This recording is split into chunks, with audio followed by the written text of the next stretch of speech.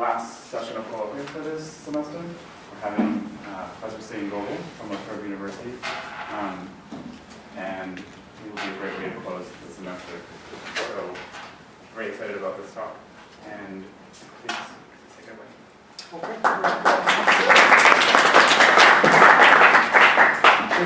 So thank you everyone for coming, and I'd like to start by thanking Lauren and Asif and Nagar and Diego at Penn for helping facilitate my visit to Penn, but also Rachel Reynolds and Mika Stora from Drexel, who've also been involved in facilitating my visit, and also just everyone for coming and for the feedback that I hope I'll get from you on what is really it's preliminary work. I mean, saying that it's preliminary, I did the fieldwork 10 years ago, and then for various reasons wasn't able to get back to it. I was able to publish something on it, and then that was it for a while.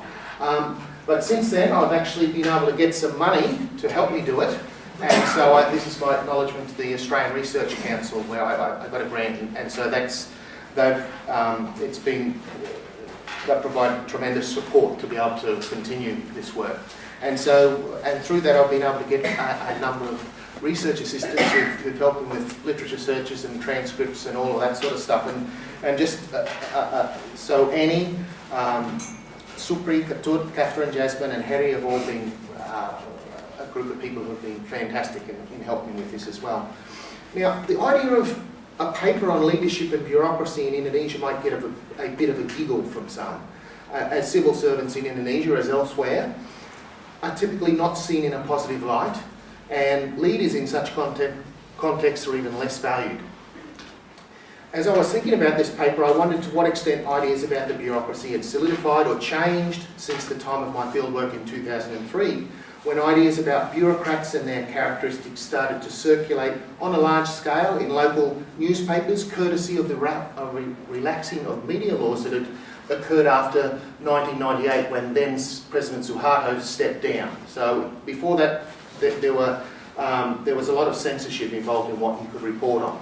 And for various reasons, during that period, bureaucrats were really sacred people because they were tied up to the political mechanism. So, being negative at all about bureaucrats and the government was something that could land you in a lot of hot water.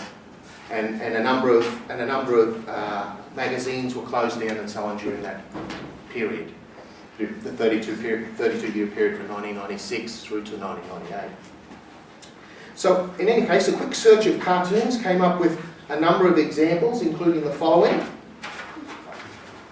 Now, what seems common now as then is the idea that bureaucrats are corrupt and wealthy while trying to hide this wealth, which is the point of this particular cartoon. And at the bottom there, this is the group that are typically the middle managers of the department that I'll be looking at. So golongan tiga.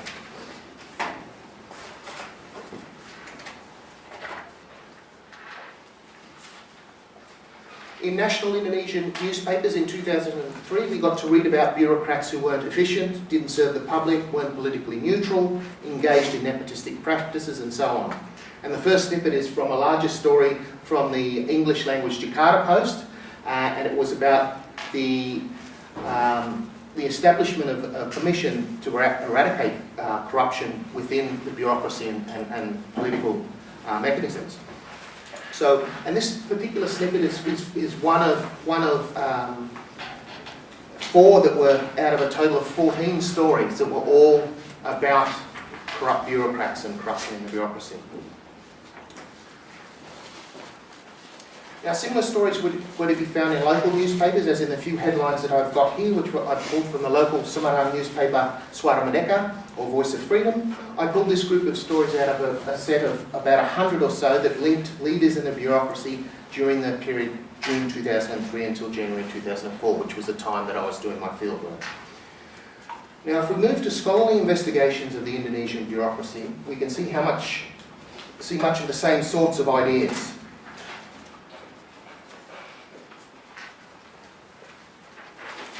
And so thus far I've managed to dig up 2 streams of work, the first on bureaucracy in Indonesia and the second on leadership in the Indonesian bureaucracy, Where the scholarship on bureaucracy is concerned, the majority of this work has been theoretical and prescriptive, quantitative, or focuses on senior politicians. Typically, this work fronts a deficit model where the bureaucracy is seen as broken and needs fixing, or it presents a programmatic argument about the need to try and understand the bureaucracy from an insider's perspective. Having said that, I haven't yet been able to find any recent work that engages with this plea for more anthropological type work in the Indonesian bureaucracy.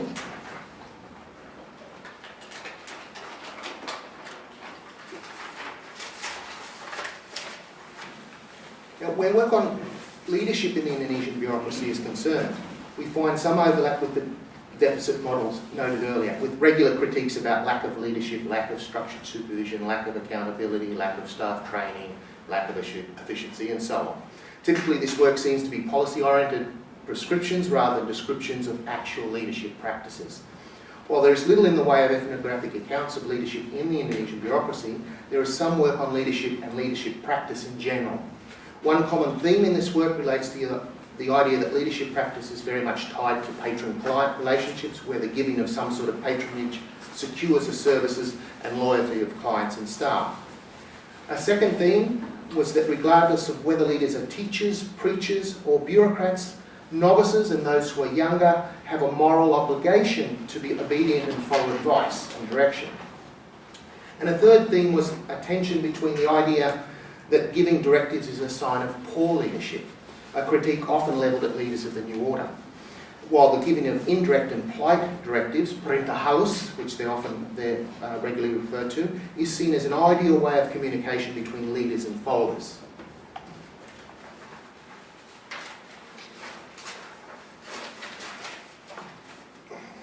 While this earlier work discusses the idea of indirectness, we know less about how this plays out in actual face-to-face talk in the Indonesian bureaucracy. Thus, the aim of what I want to do in this paper is focus on the doing of leadership by making actual talk between a boss and staff the object of my analysis.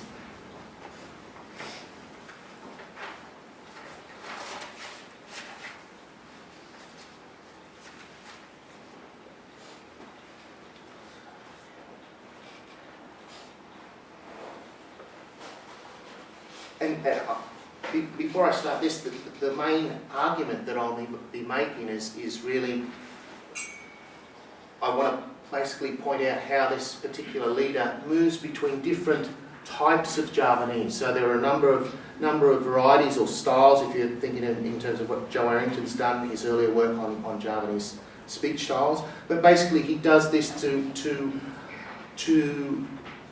for a whole host of things. He does it. He moves between languages to criticise staff. He does it to lift them above him and I guess provide encouragement, those sorts of things. But we'll get to the nuts and bolts of that a little bit shortly. So in terms of how I want to proceed, I want to embed this in discussions about leadership, and then move on to some of the sociolinguistic context in Indonesia and Semarang, before then briefly talking about how I carried out this fieldwork in Semarang. I'll then move on to the meat of my paper by looking first at this leader who I'll call Ismail, how he talked about language and leadership, before then actually looking at some interactions in staff meetings. So going from the talking about it to the doing. As part of my conclusion, I want to point out how this work fills a gap in the stream of sociolinguistic work that looks at leadership talk. And this has been an area that has been, over the last 10 or 12 years, is starting to increase in size. So since the 1980s, work on leadership from the field of organisational studies has increasingly moved from seeing leadership as a quality residing in a particular individual to leadership as part of an emergent process that is linked to local and widely held beliefs about what makes a good leader.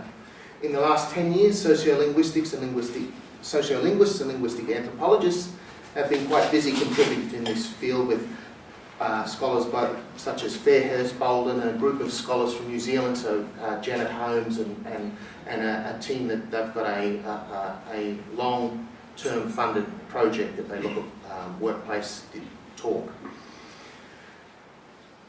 Now, one of the key findings of Holmes and colleagues' work is that leaders use different types of language to do transactional talk and relational talk. So if you think back to some of Deborah Tennant's early work, 1984 work. They seem to be quite influenced by those notions, and that also comes through in the organisational literature that they cite.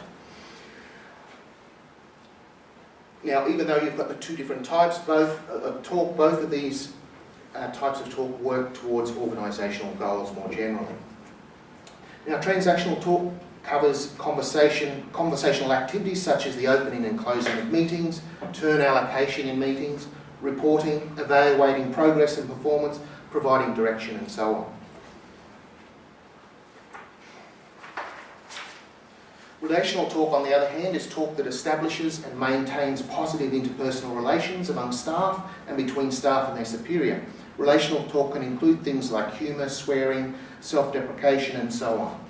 As Bolden and Holmes and colleagues point out, most of this work has been done in monolingual, typically English-speaking settings, with just a handful done in non-English speaking settings. And so, and there are a couple, Schnur and colleagues have done some work on Mandarin in Hong Kong and Cantonese. Murata and Tanaka's work have been working in Japan. To date, Holmes and colleagues' book Leadership, Discourse and Ethnicity, which was published in 2011 in Oxford University Press, is the only work that seems to have started to look at a multilingual setting where there is movement between different languages. In this work, they showed how the use of fragments of Maori are often tied with relational work, while English is tied to transactional work.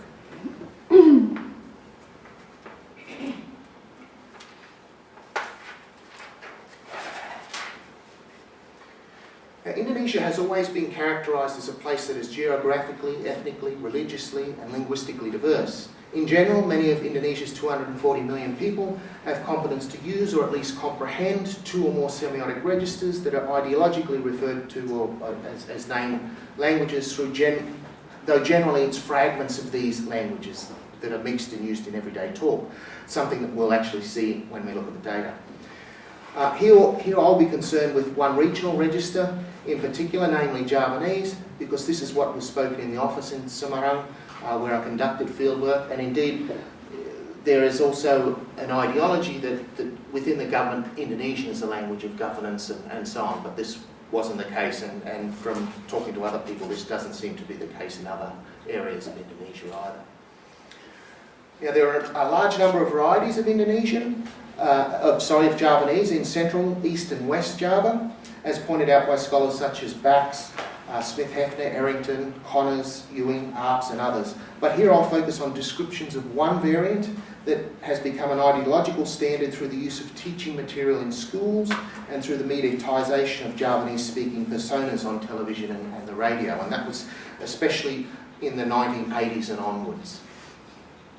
This ideological register is based on descriptions and prescriptions found in Yogyakarta and in Solo areas, so that's down here in the sort of heart of Java, so Yogyakarta and Solo.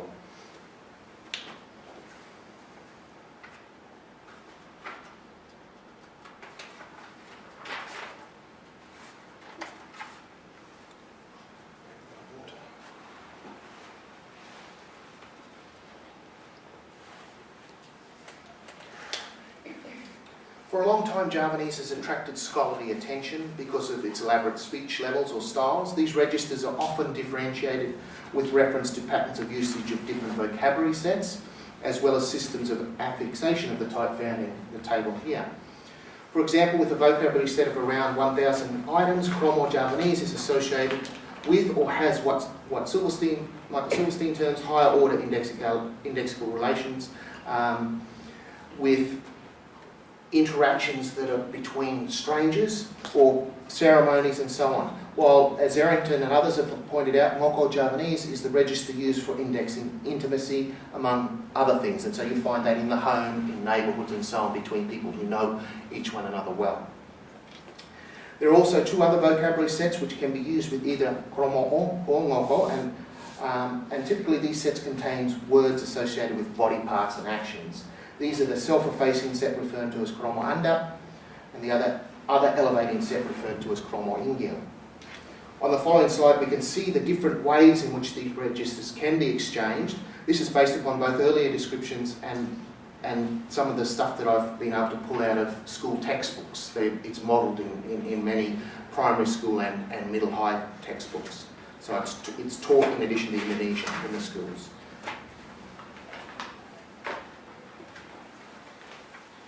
So one of the things that this diagram should highlight is that patterns of exchange depend on the relationship that exists between speakers. Another way of saying that is that through lived experience, indexical associations emerge between person and linguistic form.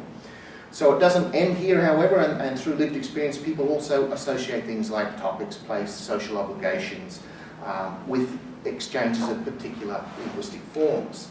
For example, some of the higher order indexical relations include social obligations relating to requesting and receiving labour or goods in certain situations. So if we're talking about local usage. In the case of pattern C, which I want to talk about today, these associations between social relations and linguistic form and social activity have become more widely known through the representations on a mass scale, so in the media, in schools and so on.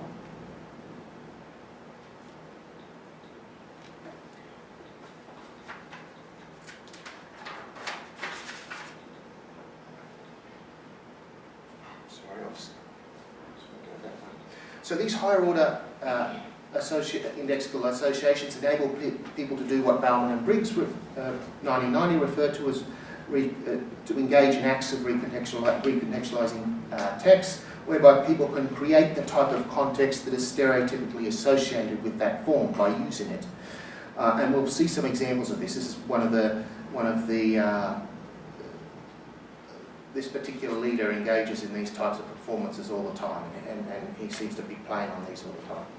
I should also point out that typically this is not an all or nothing affair, as pointed out by Asif and Blommaert in relation to language use in multilingual settings more generally. What commonly happens is that in an interaction, participants use just enough fragments from each of these vocabulary sets to achieve a particular interactional outcome, or to index a particular interpersonal stance. Just how much is enough is, of course, something that participants negotiate in the actual interaction, and often you'll get comments upon it in the interaction or afterwards. For example, gossip about people who don't seem to know how to interact properly.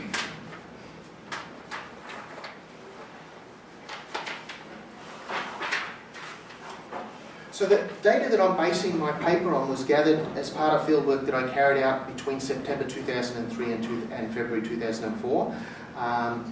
In addition to the normal observations and interviews that are typical of any sort of anthropological fieldwork, I also recorded a number of meetings and gatherings and did the other stuff of transcribing and so on. But one of the other things that I did was I also showed these transcripts to the people, to the staff and the leader to sort of get some feedback on it. So in some ways I was drawing on some of the work that's been done in interactional sociolinguistics, so Rampton and Tennant's work.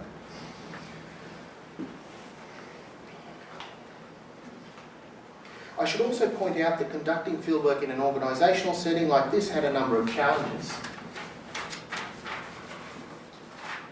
The first general one was that participation in the day-to-day tasks of the office wasn't an option for me.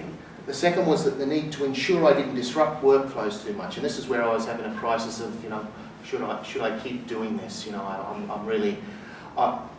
initially, my fieldwork, when I was doing my PhD in 1996, I spent about 3 months in government offices organising research permission over the 30 months that I was there, and it seemed to me that bureaucrats there didn't really do a lot. So I thought, I won't have a problem. But of course, I got into an office and it was extremely busy. It was also, it was at the change, because until 1998, you had a particular political system, and then you had a rapid change after that. You went from 3 political parties to 140 by 2004, and you had where over 50, nearly 60 years you had just 2 presidents, and over 5 years you had about 3 presidents. So a lot of change happened. And so, in any case, I was beginning to wonder about whether I should impose myself in this sort of setting. Even though I've got consent to do it and explained all that, I still didn't feel really comfortable with it. So in any case, after observing interactions in the office and talking with staff, we sort of decided that it was, really the last hour of the day was the best time to sort of hang around and hang out and listen in. So I ended up visiting the office a few times a week, while spending quite a lot of time with a number of the staff, especially the boss, who was an avid fisherman, and so we had something in common. He took me all around Semarang and so on. Now, the third issue linked with the second is that this sort of thing made it so much harder to establish the type of rapport that I felt that I developed over 30 months in living in a couple of neighbourhoods. Because of this irregular interaction. Now, this was further complicated by local circumstances where decentralisation, a largely uncensored media, and an ongoing election campaign. So the first presidential directly elected president the elections were going to happen in June 2004. And basically, as they were moving towards this election, there was corruption in the government, and the bureaucracy really came under the media gaze. And what I've done here, and I suppose this sort of left, I guess, doubts in a number of staff's minds, and some of these actually articulated later on, a few months down the track. They were worried, was I just a researcher interested in language, or was I someone from one of these NGOs or the IMF working out, what are they doing with all this money? So, so all of these things, basically, it wasn't until November that I actually got access to recording a meeting. So that's now, having said this, and I should also point out that this in no way means that the people in this particular office engaged in corruption. It's just that these sorts of things were circulating in the media and creating all sorts of anxieties. So, I mean, in terms of, if you have a look at this bit of a graph that I've set up here, the blue stuff is the amount of stories, of the total front page stories that actually were about corruption. You can see that it sort of increased right up through till January, and then started to fall off.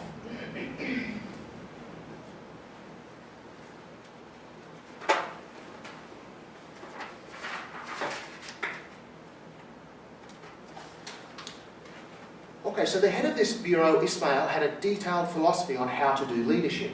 He noted that in practical terms this played out in a number of ways, including joint decision-making in meetings and elsewhere, through encouraging a relaxed and humour-filled workplace, through his continuous positioning of his staff as experts by asking for solutions to problems and then positively evaluating the solutions offered by his staff. Ismail also pointed out that in doing so he would increase his staff's confidence in their abilities while also increasing their productivity and loyalty to him. In this sense, positioning and public positive evaluations were seen as performing some important relational work. While positioning staff as knowledgeable experts in meetings and other office contexts was an important aspect of relational work, this leadership practice was part of a larger set of strategies. Some of Ismail's other reported strategies very much mirror the patron-client practices noted earlier. So we can see in excerpt 1 where Ismail points out that it is extremely important to look after the financial needs and the general well-being of his staff and their families. And indeed, Ismail saw this engaging in this practice as something that separated somebody who was just a boss from somebody who was a leader.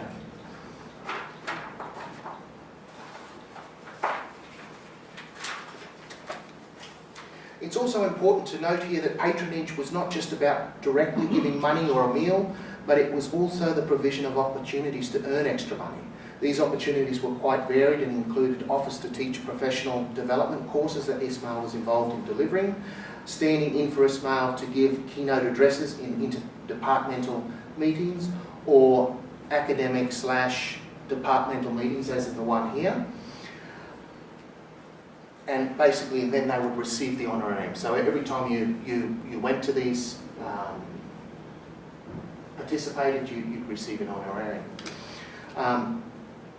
There was also paid professional development where staff could and often, staff would be able to save much of the allowances and so on, or just, enjoy food and accommodation that they normally wouldn't have. And so most of, to put this in context, most of these government employees were, I guess, a monthly income would be about $300. Okay, so, and they'd get an allowance of 10 kilos of rice and so on. And so, other access to money really helped. Now, as Ismail went on to note, all of these opportunities to earn extra money were also important opportunities for his staff's professional development into leaders themselves. In addition, he noted that at meetings he would often tie his staff's work with their own personal financial needs. For example, in recounting one meeting that I recorded, he noted that the jovial title of the meeting, "Will we have Lebaran or not?" Referred to the need to tie up all the projects and their budgets before the end of the Islamic fasting month, which is when most businesses provide bonuses to staff. So then they go off and have a week's holiday, typically after the fasting month.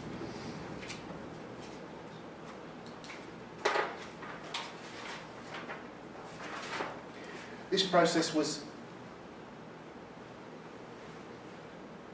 Ismail's ideas about leadership were also very much linked with language use. Like his contemporaries in other departments within this bureau and his subhead, so I talked to some of the other departmental heads and also with Ismail's immediate boss. They all emphasise the importance of using different languages for relational and transactional work. And what I want to do in the following section is just pull out some examples of some of the most common ways that Ismail engaged in leadership talk in meetings, such as the one on the current slide. So this was the second meeting that I recorded. I wasn't able to actually pull a frame off the first one for some problem with the video that I've got. And so the next three excerpts are actually taken from this particular staff meeting. And this one was called at short notice, and it was called on a Sunday morning. So it wasn't the typical work hours. And it was really about making the final preparations for a really important coordination meeting. What this particular department did was coordinate between all the districts within Java over a whole host of things. One was healthcare. What else?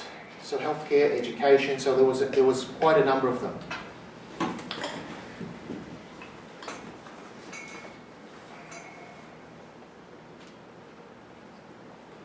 And so in terms of the types of conventions that I've used here, I've tried to keep the CA conventions to a minimum.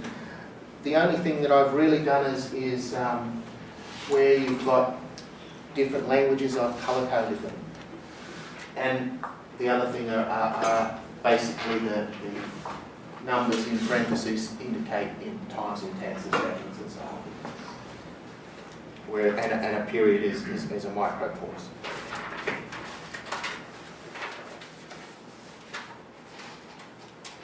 So Indonesian is typically is always in the black font. Chromo anda Javanese that we have here, the matur nuwun. I'm using that colour, orange.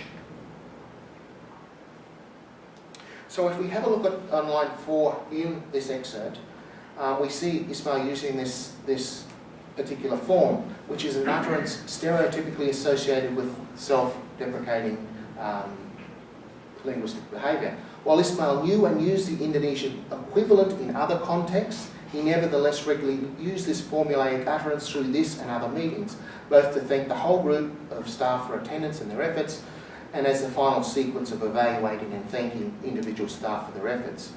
Now, although saying thanks to staff has been regularly shown to be relational work in leadership studies that I've cited earlier, so Holmes' work and so on, the use of Kromo Anda in this case to do this also does further important relational work by indexing Ismail's respect to his staff.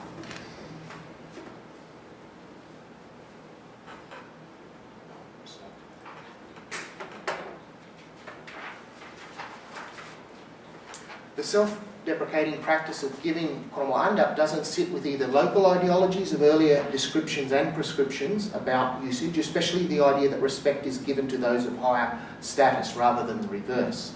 Nevertheless, situationally elevating his staff in this way also complemented the transactional work done in Indonesian by putting staff in I guess you might say, his linguistic debt. That is to say, by giving respect, he could also trope on obligations associated with kromo andap forms, namely that something needed to be reciprocated. In this case, staff practices such as finishing final preparations for the event that they'll be hosting. In a sense, using this particular form helped frame the meeting as one where reciprocity was expected, and indeed in interviews, some staff noted that Ismail used these types of forms in this way so that staff, it would be very hard for them to actually say no. So that that actually conform.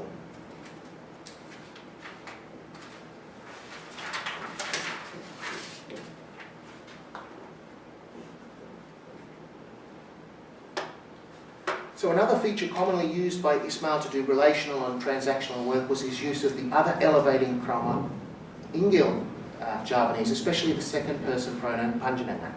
In addition to using panjenengan for individuals, he also followed this with the word the Indonesian semua, all when addressing all of his staff, as in excerpt 4.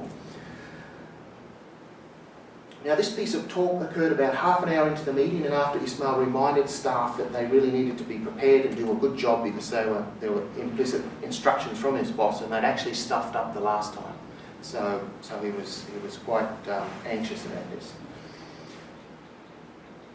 And what Ismail is doing here is to situationally elevate his staff while, I guess, continuing to keep them in his debt. This debt continues to trope on the ideology of reciprocity that is associated with exchanges of this type, whereby what is hoped to be reciprocated here is work on final preparations. In doing so, he is doing relational and transactional work.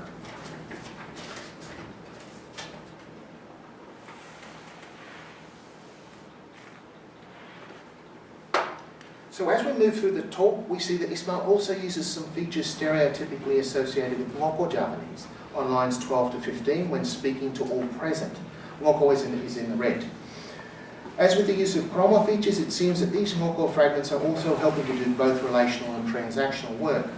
As with the use of, in relational terms, the use of Ngoko aligns with indexical associations between Ngoko and interaction among familiars and intimates, and general informality or unguarded speed. In using these features, Ismail creates while reproducing an intimate, familiar and informal context. In transactional terms, this usage tropes on two ideologies, both in which go in the same direction of achieving transactional outcomes. The first ideology is that everyday social practices and obligations associated with those who exchange Ngoko include helping out when required. So if you think back to the first language that is used in the home, typically, at least in the neighbourhoods where I worked, amongst people who reported on being Javanese was Ngoko Javanese. You only learned the higher registers later on, unless you, of course, you were brought up in Solo or Jogja, and then that would be different. Now, the second ideology is basically that superiors can speak in Ngoko to inferiors regardless of familiarity. And this is part of a larger relationship where a superior asks for things to be done and gives some sort of patronage in return. In this case, patronage will be an honorarium given to all those attending the event planned.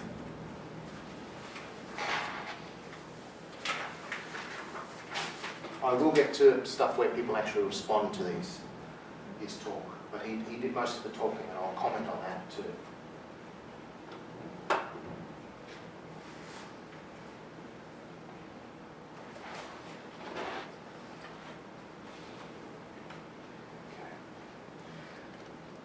While Ismail addressed all of his staff using Ngoko and kromo Inggil in the last excerpt, by far the most common way in which Ismail used features of Ngoko and kromo was when he was directly addressing his staff.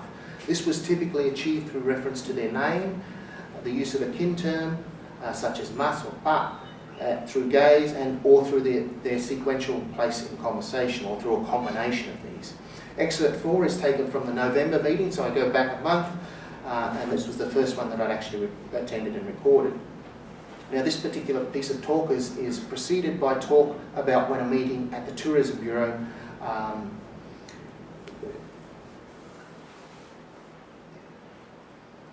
it's about a meeting that was to occur a little bit later in the day. Unlike the previous excerpts, here we also get a sense of how staff orient to Ismail's use of different features that are indexically related to different styles of Japanese and the associated ideologies of usage. For example, the use of panjenengan on line 3 is directed at yono and appears to be putting, again, yono in some sort of debt. And we can see that I'm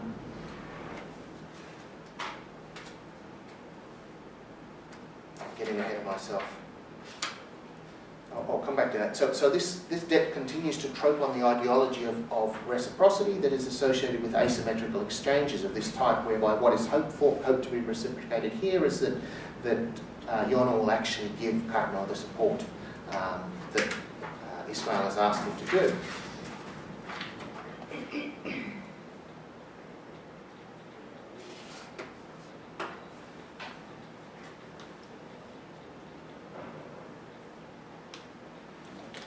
While taking a sequential look at immediate responses allows us to see that Yono starts to repay this debt through the use of the chromo form in Yi on line 5. If we fast forward into the meeting, we also see that Yono does reciprocate by way of he engages in a long dialogue about what, a long monologue in fact, about what he has done. So basically he's reporting. Now on line 7 we also see Yono answering Ismail's questions using the chromophone Yi, again, which although relating to a different topic still seems to reciprocate in respectful language. We also see that this type of asymmetrical exchange seems to be characteristic of exchanges between Ismail and Yono, where Ismail can and does use Ngoko to Yono, but Yono typically uses Indonesian or Indonesian chromo. So, and this was one of the patterns as I looked at all the meeting transcripts. It was always the leader who could do this code switching, but it never was the other way around. So typically staff would use just Indonesian. And so I guess in some ways it was regimenting hierarchical social relations and asymmetrical exchanges as well.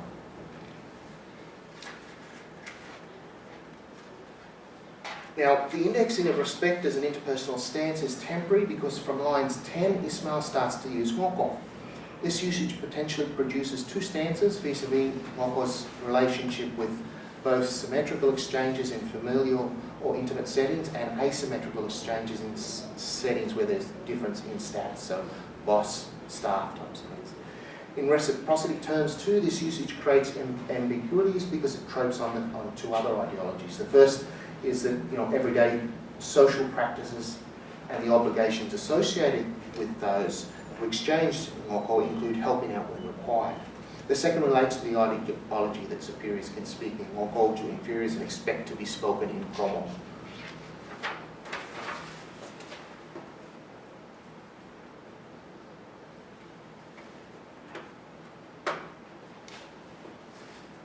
So in the previous excerpt, Ismail changed his stance from one of respectful social relations to one of friendly social relations. This alternation between features stereotypically associated with Indonesian and Javanese occurred as part of an overall asymmetrical pattern which I talked about before. So it wasn't just these two pairs, it was basically Ismail with all of his staff.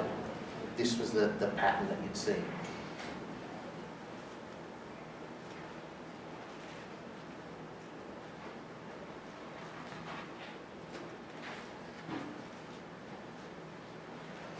So if we have a look at lines 5 to 7 and 9, Ismail continues to directly address Yono with Ngoko and Kromo here to make a joke about an honorarium. Well, the joke is that at this meeting there won't be an honorarium, and then Ismail doesn't ever ask for a share. This is apparently, from what Ismail told me, this is one of the things that bosses would do. You delegate, you would send people off to represent you, but then you'd ask for some of the honorarium. But he basically insisted that he didn't engage in that. He's putting that on the public record.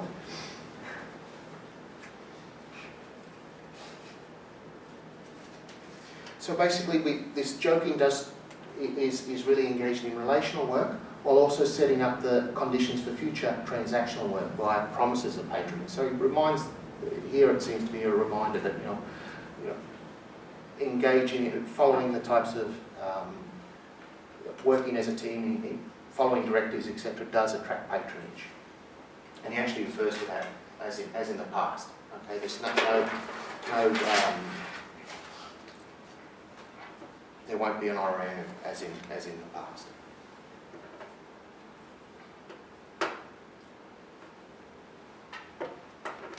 So that this talk is also carried out in Kromo and Ngoko also invites further interpretation. As with my earlier interpretations of Ismail's Kromo usage, here the use of Mongo on line 6 indexes a stance of respect, which also produces a need for some type of reciprocity in the future. While Ismail's talk is not literally doing transactional work via instructions, the use of Ngoko here continues to potentially index two stances vis-a-vis Ngoko's indexable relationship with both relational and transactional work, because the use of Ngoko here continues to trope on the two ideologies that I mentioned earlier. If we look back to lines 1 and 2 and 4, we see that Yonos continues to use Indonesian, while Ismail continues to use Ngoko.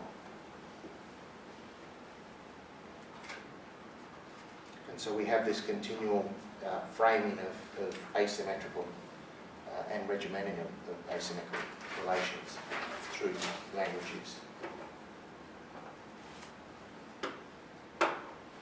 So far I've looked at how the use of Ngoko and Kromo figure in transactional and relational work. Of course, there was also a number of instances where Ismail's prior leadership practices did not seem to produce the desired outcomes or actions. And so in the last couple of excerpts, I want to look at how he actually deals with these types of cases. These two excerpts are taken from the Sunday morning meeting that the first excerpt was taken from, excerpt 2. In this excerpt, it starts about 15 minutes into the meeting, and it is preceded by Karno, who is a subsection head. He summarises them. There were 3 subsection heads. He basically he summarises what he's done in terms of his preparation and what's left to be done. After thanking Karno using Kromo Andap on line 1 and inviting other input in Indonesian on lines 1 to 4, Ismail pauses before switching again to Ngoko on lines 4 to 5. In doing so, Ismail changes the participation framework from one of addressing all of his staff to one where Rus is being indirectly invited to respond. And we can see that Rus interprets this talk as an invitation to report on progress, because he launches into an apology on line 8.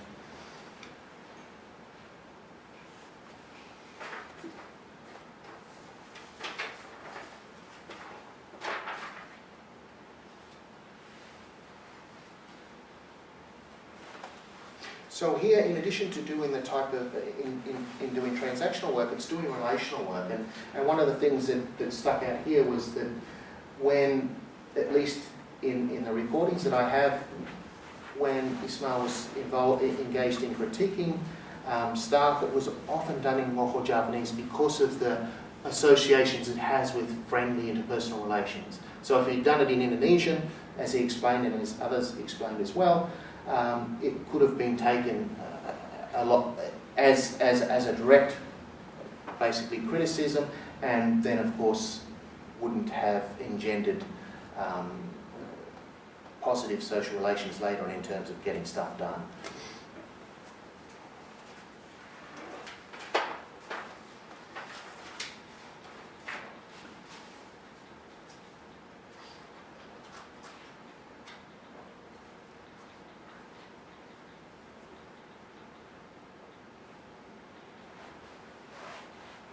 So, and Rus, I also talked to Rus about going over these transcripts later on, and one of the things that he noted that he basically interpreted this usage as a way of being friendly as well.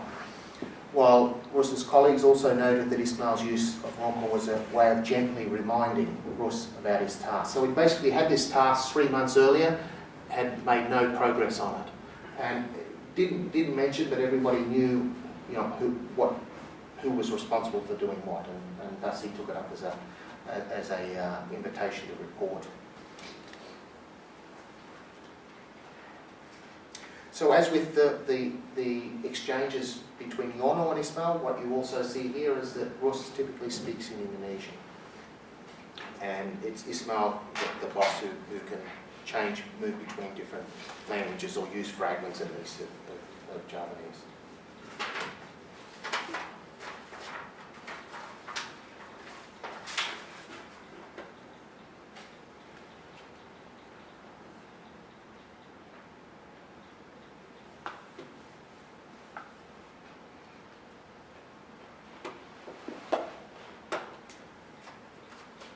So in this excerpt, it provides a case where the stance indexed by Ngoko seems more obvious. In this case, Ismail uses Ngoko to give instructions, and where Rus recognises these as instructions through the use of chromo, which is indicated in the blue. This talk nearly directly follows the talk that was in the previous slide. The deleted content primarily, and I've deleted just a few terms, and basically the terms that I've deleted related to an explanation of the steps that Rus had taken, including he approached the Department of Public Works and so on to ask for how we might go about getting an LCD screen. So one of these screens, basically.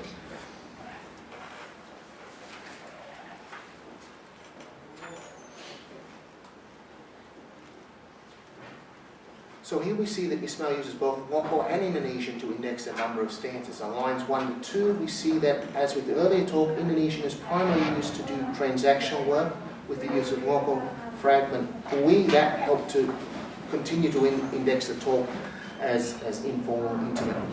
From lines 3 onwards, however, Ismail uses Ngoko to again directly address Rus, this time assisted by the use of the kin term mas. So intimacy continues to be indexed through the use of Ngoko from line 3, but the transactional aspect of this interaction also becomes highlighted through Rus's recognition of the talk as instructions by way of his using the promo ingi, yes, on lines 15.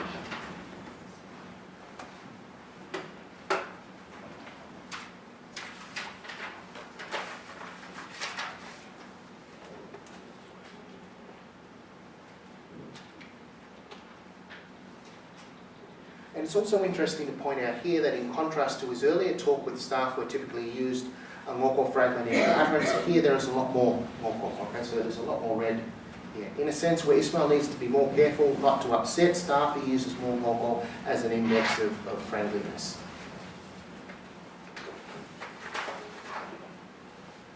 So, to wrap up, I basically started by pointing out that there's a paucity of work on leadership, particularly in multilingual settings, in general and Indonesia in particular. And I've started to try and fill this gap by having a look at what happens in one particular office in Central Java. And I suppose what I hope came out here was that you know, how Ismail was able to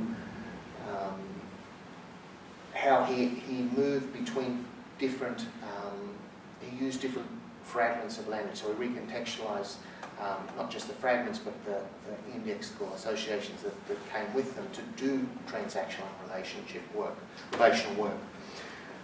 And in contrast to both local and widely circulating ideas about Javanese usage, Ismail used self-effacing and other elevating chromo forms with his staff to index respect for their technical expertise and to thank them for their efforts. And I suppose one of the things that struck me about this is that it seemed to fly in the face of older descriptions about what happens in interaction between people who are supposed to be in a high position.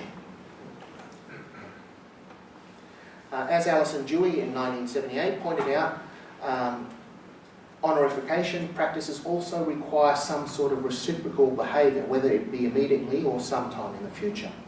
Staff repaid this debt through the carrying out of directives and daily tasks associated with their post. In this sense, the use of Javanese did both relational and transactional work. Ismail used many more Ngoko Javanese forms than Cromwell in his talk with his staff, and this usage of Ngoko also simultaneously did relational and transactional work.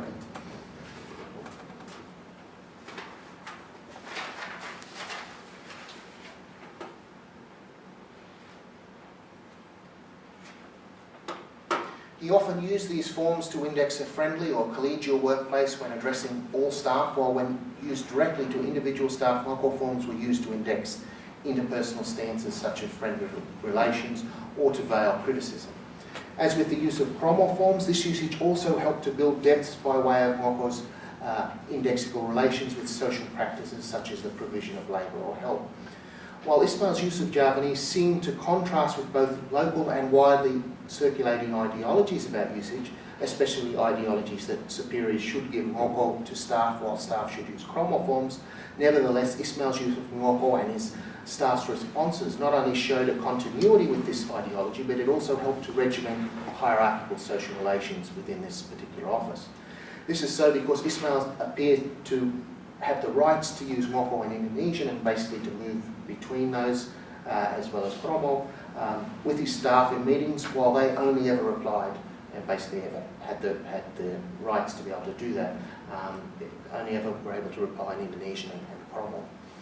While interviews with Ismail about his language use showed that language alternation held a special place in his leadership repertoire, it should also be remembered that this was just one among the many tools he used to enact leadership and to do relational and transactional work to ensure that his staff worked to their fullest potential.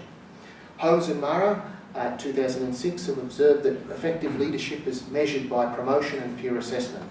Ismail seemed to score high on both accounts with his leadership practices, not only achieving the important business of the Bureau, but they seemed to endear him to his staff, who upon his promotion to another department across town threw him a farewell party funded by from their own pockets, and with many shedding a tear. And also many of them noted they met their new boss and they were very, very anxious and said that this new person had big shoes to fill. And I think that's it.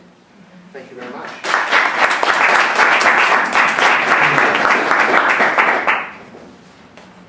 I was wondering what this analysis tells us about the nature of bureaucracy in Indonesia, or at least in Java. This whole interaction that's going on, all of it could have been done exclusively in Indonesian. All of it could have been done exclusively in Javanese, because since this is happening, this is Indonesia, but in particular it's Java. So this is not happening elsewhere, right? Within Indonesia, where no one would know Java. Yes, right? yes, yeah. So now, since Indonesian is in fact the official language of the nation state, it has a supra-local relevance. It invokes a supra-local kind of presence. So when he is speaking Indonesian, he is speaking like the state, even though he's in Java, right?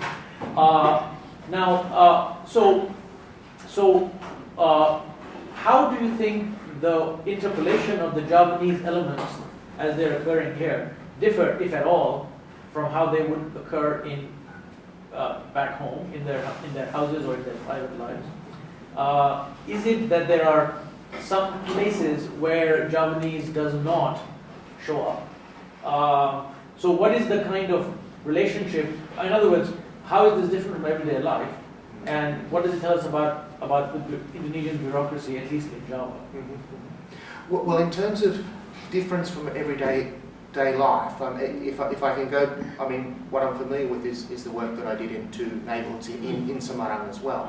And so, I mean, a lot of variation in terms of, so to give you a concrete example, one of the neighbourhoods that I worked in was it was actually classified as kelas menengah ke atas, so a middle to upper middle class neighbourhood. And so you had people who were basically golongan tiga. So those, and it was actually designed for public servants in the late 80s. And so what you had certain neighbourhoods that within this whole neighbourhood of about 12,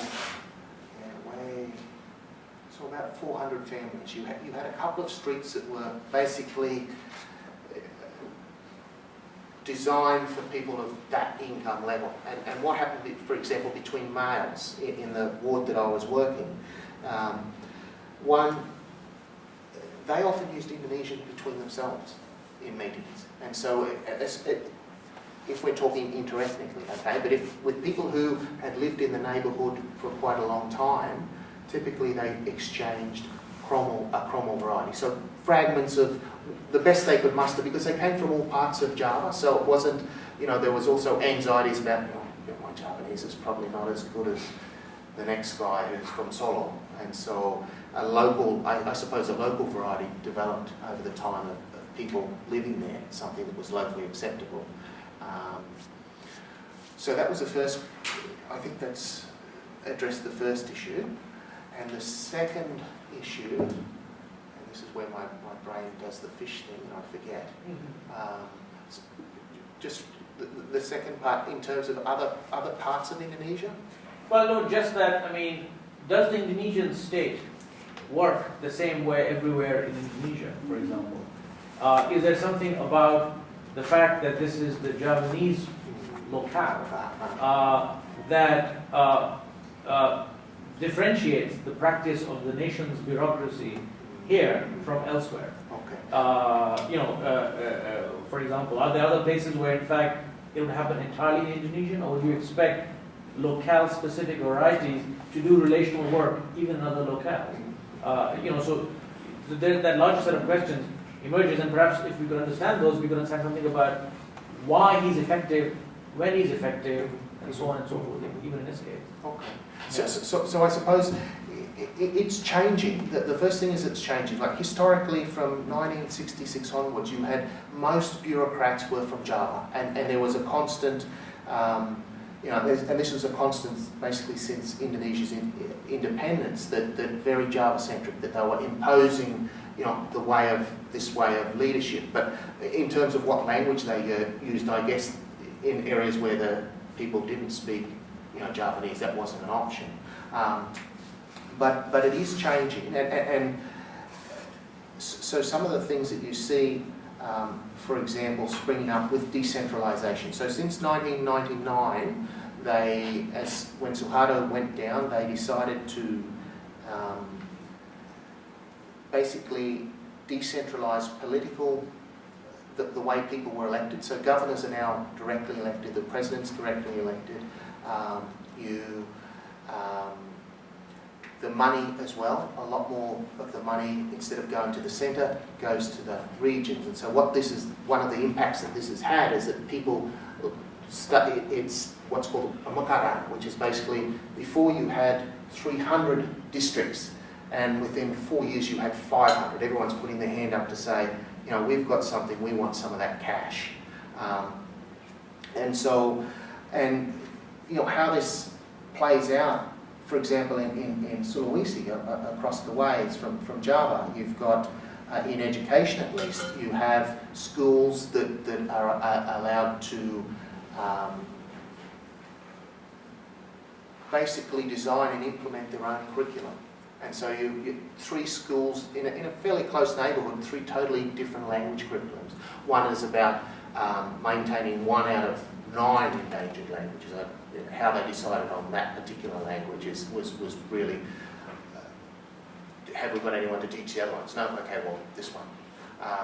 Arabic and English. So it varies from one place to another. And the other thing that you're seeing, and I haven't got it here, but in this workshop, one of the things as I was looking at it, you actually have bureaucrats in West Java, in Bandung, are being invited or encouraged to speak Sundanese, okay, in the government office. Okay, and that's been happening in Java as well. Since decentralisation, there seems to be a revaluing of regional languages, but it depends where. So with Java, you've got a large population, about 60 to 70 million. So it's very, it's one of the things that characterises Indonesia now is fragmentation, and it's super diversity seems to be a really appropriate term for what's happening there. Now, where that leads, historically, that leads to re-centralisation, and another dictator takes over, and that's what's been the historical pattern. So this is a related question, but along somewhat different axis, and that is, you've given us rich data here about Ismail, but I'm wondering the extent to which he's exercising a leadership style, as opposed to, that maybe this is, either something he's creative use of the multiple registers and languages that are available to him. So is there an aspect of leadership here that transcends Ismail that we have evidence for in terms of the alternation between Indonesian and Javanese, use of Krama and Kaka styles? So in addition, is it a leadership style that he's engaged in, or is this creative use of language that wouldn't necessarily be found? For example, Yono and Rus, do they ever exercise a leadership position vis-a-vis others? And would they exhibit stylistically similar patterns? I mean, they're really good questions, but they didn't have, I suppose, other, like, that sort of the meeting context. So, that's a really good question, which I didn't ask then. It does seem to me to go to one of your central issues, about leadership as quality. In this case, it's leadership as style that one adopts. And are there distinctive styles? It would be interesting to investigate further. Yeah. I mean, one of the things, I suppose, one of the things that, and the other thing that I've got to keep in mind here was when I went into the field, I was interested in interethnic talk, and of course when as you start to find out about people, where they're from and so on, he said he was from Kalimantan, and so I thought, okay, well, this will work. But as I got to know him and find out more about him, it turned out that he was there for 15 years of his life, but his mum and dad were Javanese, and so on. So he was, I suppose, in many ways, I was being recruited as a promoter because there's also status that goes along with it. But having said that, to come back to your question, I mean, looking at, for example, his immediate boss interaction, it was always Cromwell exchange. So I managed to record one meeting, but I haven't really had a detailed look at it yet. So it seemed to be that they exchanged Cromwell. And yeah. So some of it I won't have data for, but others I think that's a good point. Just to come back to it, sorry. Indonesia is, in some ways, like the former Soviet Union. I mean, there are 400 plus languages spoken here, which is actually larger than the Soviet Union, I think. The population is somewhat smaller. So how does a nation state, and officials who speak for it, speak like the state, in so many different places, where so many different locale-specific languages and activities are going on? So it seems to me that in some ways, getting away from the idea that this is Smiles style, the question arises whether this is the way, this mingling is in fact how you speak like this. Yes, in such a very variegated kind of situation. Yes, I think that in some ways, I think that that's a really valid observation because I mean it's been an ideology, right? And one thing that Joe says is that it was the state. Joe Errington, one of the things that he talks about is that it's really. If people, it was really about engendering competence to comprehend. And so when you look at everyday practices, it's very different. But I suppose one of the things that because I suppose part of what this is, I'm basing on what you do have some earlier studies that have looked at Javanese usage, and it seems to be just so different. But again, Indonesian has been making inroads as well in those places. So, there is going to be a lot of change. And I suppose part of this is just describing that change. The other thing that is interesting, which is, I suppose, not really related to this paper, but what you're seeing, whereas regional languages in the media, in television and film in the 90s, they just started to emerge, and as well as Indonesian. Now it is really common. You've got, with decentralisation, you have some 60 new television stations that popped up and radio stations and people broadcasting in a regional variety, not just, for example, Cromwell Javanese, but the East Javanese, that has been typically stigmatised as not a nice variety, but the news is read in it. And you have other areas a little bit south. You've got someone who's been really interested in increasing the value of a local variety of Javanese osang, and there's a long history of this guy, you know, basically being a lone academic he's managed to get this variety into the school curriculum instead of what the old variety, which was based on the Solo and Jogjakartan variants. So you have these really interesting things, and you have representations of people, for example, doing unity and diversity, not in Indonesian at all, but they're represented as comprehending. For example, I'm speaking to you, I know that you're a Betawi speaker, but it's not necessarily that you would understand Sudanese, but I still speak it to you anyway, even though I do control Indonesian as well. And that's what I found in my neighbourhoods as well. I mean, it was part of, even though you know it because of the activities, the neighbourhood where you are, because you need to rely on each one another, you have to, you build a language which was based on Japanese in one case, and it was Indonesian in the other. So, yeah. I have a question, perhaps it's related to questions of seem like a state of what it is we make of formal Javanese, or formal Indonesian. But it seems that there is a literature, there is attention to the ways in which formal speech and particular patterns index not only the state, but also the organization, the corporation.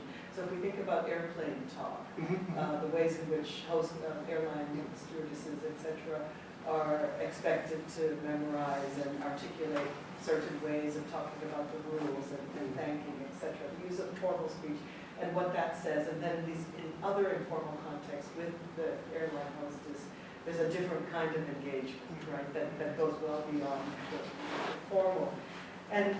But in your presentation, the axis through which to think about formalization, through which to think about language use is indexed in relation to superiority and inferiority. But clearly there's a different kind of work, and I think the earlier question, Asif's question, had everything to do with, what does Indonesian mean in relation to the state? What does particular language practices perform? And so my question is, to what extent you might help us to unpack this by thinking about cosmological orders. So that it's not simply about inferiority or maximizing work product at the end of the day, but that it's also about the performance of self, the ways that a particular cosmological order is being indexed here to say something about certain relationships. And so in your case, it's respect. You talk about in relation to inferiority, superiority, respect, and relational work versus transactional work. But in some literature, one of the things that we see is that the cosmological order, so the shift to Japanese might have something to do with, a way of talking about the self, or versus a way of talking about the self and the family, right? So that switching, in some cases, code switching is a way to index something beyond the contemporary or the modern self. And so I wonder to what extent taking into consideration cosmology or the social world of language use actually would tell us a little bit more about the thickness of these relationships that go beyond inferiority, superiority, but are actually about a whole set of other things, the state, conceptions of self and other individual responsibility, a range of other things that make it more complex. But I think outside of formal context, in informal speech, we see the dynamics far more vibrantly, or if not vibrantly, the particularities of language choice and the other indexical relationships are even more acutely at play. And so how might cosmology or cosmological order help us to think beyond the superiority, inferiority, binary, or relational and transactional as the way to explain? Maybe there'd be other spaces to think of this. So a comment or a question? Yeah, it's a question, or to what extent. I mean, obviously the presentation is about this, the formal space, and I'm sure you have a lot more data that reflects these informal negotiations that might compete or contrast or undermine, you know, what happens even in these formal spaces. But I wonder to what extent the ideological order. Can you say something else about ideological order and how various ideologies shape the ways that language choices are played out? So I suppose with Indonesian, for example, I mean it's as Asif pointed out, I mean it's the language of the state, it's the language of knowledge and so on. And it's also had these long-term relationships with doing government work, whereas with Javanese, I mean, I've presented a fairly narrow case here, but I mean, there's a lot of variation in the way it's used. But often you'll have, for example, how local Javanese, for example, it's ideologically, I suppose, related to the family. Although if you have a look at for example, how it's taught in schools, okay, the models that they set up, you have a boy coming home from school, and mum there at home, the boy typically speaking Kromo to mum, and mum using Oko back, and you can see this really clearly. And this is in the stuff that was printed in the textbooks and that were used in the 90s. Now, in terms of how that, you know, whether and to what extent they were used in schools is another question, and there's been a little bit of work done by Jacinta Kurniasi at Monash University, where she's looked at the implementation of the teaching of regional languages, and again that's really patchy. So it's a really good question, and I don't have some really good answers to it. I don't think, apart from the stuff that I've been doing in neighbourhoods and so on. So and what's been happening in the media. Okay, so it's regimented, it's scaled up. If you the contextual use, like some of the stuff that was on the RRI, which is the radio broadcaster in the 90s, was typically Wayang plays, and that is, you know, that was an exemplar of these type of exchanges. The same as on the television. I mean, the only thing that was on television were in the evenings, for example, was Wayang Orang, which draws on that tradition as well. And it was about kingdoms and so on, about speaking between people of different social levels, basically, and these sorts of asymmetrical exchanges and so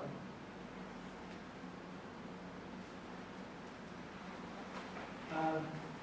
One of the things that would be interesting to also see is the role of body language in emphasizing a particular way of relating. What I see in here is the role of empathy. You know, by choosing to relate in Japanese, being Indonesian, it also demonstrated a certain putting yourself in the other person's shoes. And okay, I understand the kind of a position, which is very significant, number one. And number two, the question of values, leadership as expressing values, perhaps beyond ideology. And there, the question of respect being a universal expression of being equals, even though one may have a superior-inferior relationship. So to that extent, what we bring in through respect and through friendships is a sense of a larger recognition of equality. And to that extent, a more democratized way of expressing relationships. So as equals, one would have much greater expectation of rational thinking and understanding than otherwise. So then just a few thoughts that crossed my mind of what you have to say about this. I think they're both really interesting, and they sort of have a little bit of fit with some of the things that he talked about. For example, in terms of, and it's not just that he talked about it. Some of the, as I've been working through these newspapers, you actually see that it now being positively evaluated that anybody can critique a leader, so that you can actually take that. Before it was during the Suharto period, any sort of critiquing of a leader was really not on, and so you see this being at least publicly acknowledged in papers that this is actually a good thing to be engaged in. And one of the things that he also says in some of the interviews that I had with him was that this was also a way of encouraging them to not be critical, but to do things like the way he explained it. He said,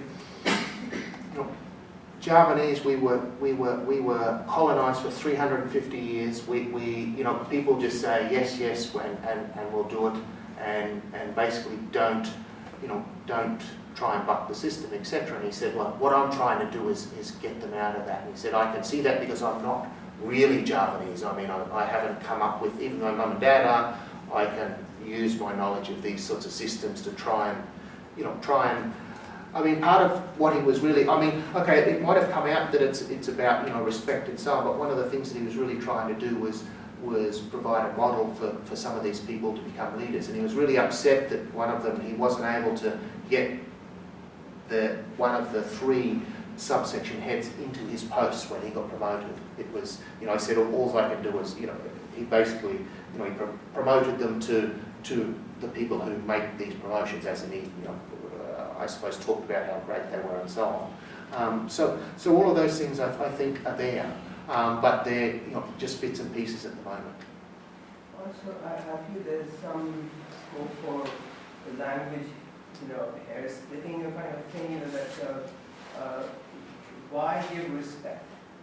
Is it given honestly in recognition that we are equals, or is it patronizing? You see the intentionality can also play a role in all this. That's something to look into. Yep, okay. I think we actually have to end. It's almost 1:30, but thank you very much. This was really great.